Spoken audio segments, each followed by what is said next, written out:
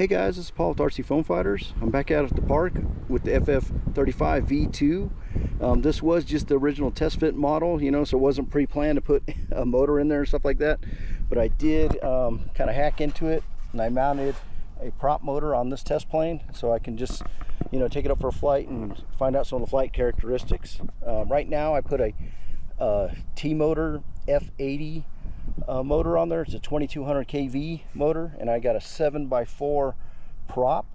When I did the test on the volt and amp meter, it was pulling 51 amps and 750 watts, and that's on a 4S 2600 milliamp 60C LiPo battery. Okay guys, for this test plane I did only put 2 servos in it, and I'm going to be running a quad elevon setup. And that's actually the same setup that I had on the original FF-35. It seemed to work out pretty good. I dropped the plane and I put a crease in one of the back horizontal stabilizers, so I had to put a brace on there on both sides just to be even, so hopefully that won't affect it too much. For this test build, I just, you know, kind of hacked into it and just put a real quick hatch right here, kind of in the middle of it. My receiver's up here. The battery fits way up front to get the CG right. Again, that's a 2600 milliamp 4S battery. There's plenty of room in here, so I put the GPS in for this flight. There's an 80 amp or 60 amp Cobra Racewing ESC underneath here. Okay, so again, this is just the test build, you know. It wasn't pre-planned, like I said, with the motor mount and stuff like that. I'm going to refine that, how it's all set up, and also we will be building a 70mm EDF version in the coming weeks. So basically on this version, you know, I just put some real quick tape accents on there to help me with my orientation in flight. When we do make the final version, I will, you know, get some paint and paint it aircraft gray and make it more scale looking. And I'll probably make a couple variations of the tail fin decals. You know, I'll have the F-35 one kind of like on the pre-production test version like that, and then I'll also make one that's more scale for the actual military version. Okay guys, that's pretty much it for now. Let me get it plugged in and we'll take it up for Maiden Flight, and hopefully it goes well.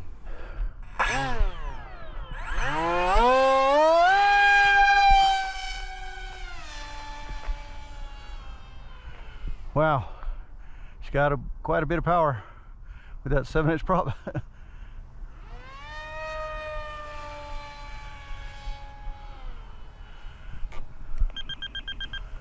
Looks like I had a little torque roll to the left.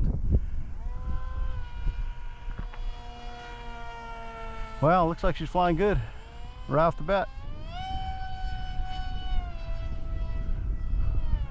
Barrel rolls are pretty quick.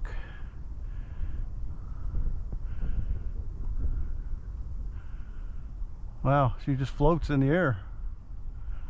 Flies pretty light for its size. It's right about 30 ounces all up weight. I think it was 31 with the GPS, so right about 30 ounces I think. And that's with the 2600 milliamp 4S battery.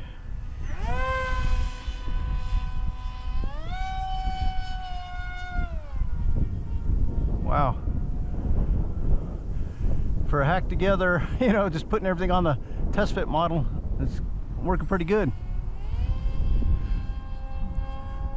So basically on the design, I need to, you know, still work out the exact hatch placements and the battery hatch, and I'll probably make some sort of battery tray that fits in there a little better.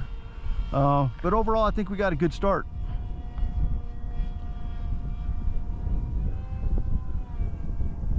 We do have a little bit of winds today. It's probably, I don't know, 8 to 10 miles an hour in gusts. Okay, let me come at me and I'll do a full throttle pass. Whoa.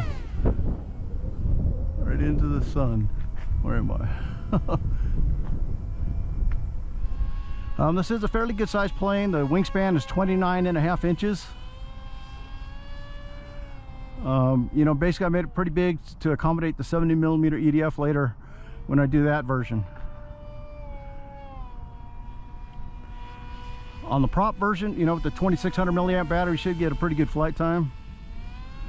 I did have to use a little bit bigger battery to get the CG You know, because with the motor way out back, it takes a little bit more to balance it.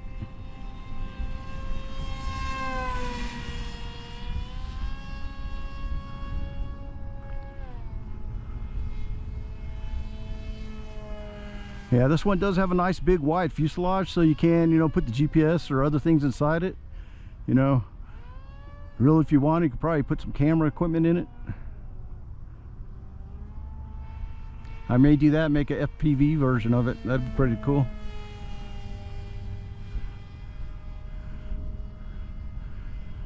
Yeah, I'm amazed at how kind of floaty it feels, you know, with the 30-ounce weight.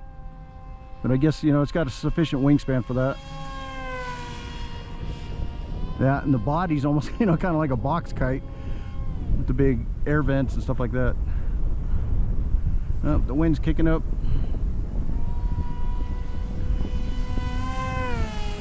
I did finally put like a dead cat filter on my GoPro. Hopefully that'll filter out some of that wind noise that I always have.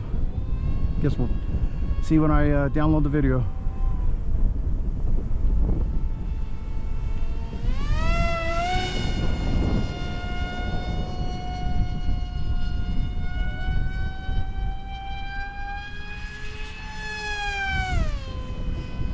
Trying to do a top speed run there, see how fast it would go. So we'll check that when I get it back down.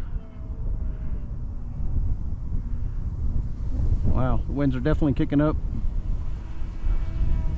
The plane seems to handle the wind pretty good though.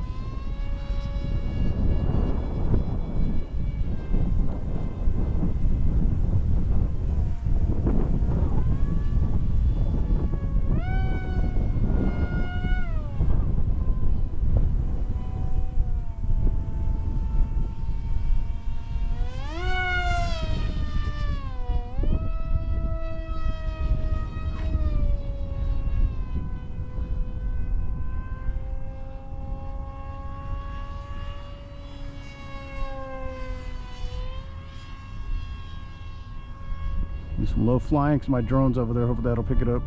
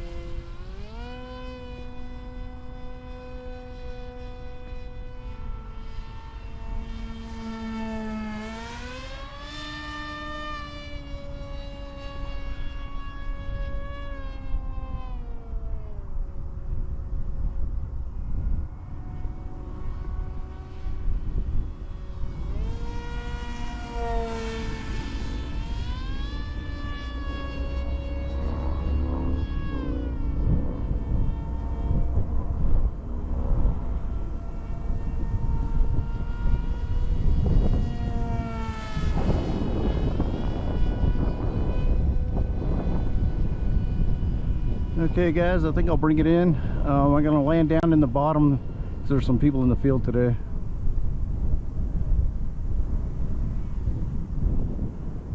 Wow, it just glides. Hang on, let me bring it around. Oh, oh, crunched it. Oh, that wasn't good. It just glides. Hang on, let me bring it around. Oh, crunched it. Oh, that wasn't good. Okay guys, here's the blade. That was pilot error. I did a bad turn into the strong wind and didn't recover right, so did a crash landing, but at least we got one good flight out of it. Again, this is just a test version, so I was going to rebuild it anyway. Okay guys, I don't know if you can see that, but it looks like it hit a top speed of 55 miles an hour. I didn't have a super clean top speed run, but that's not too bad.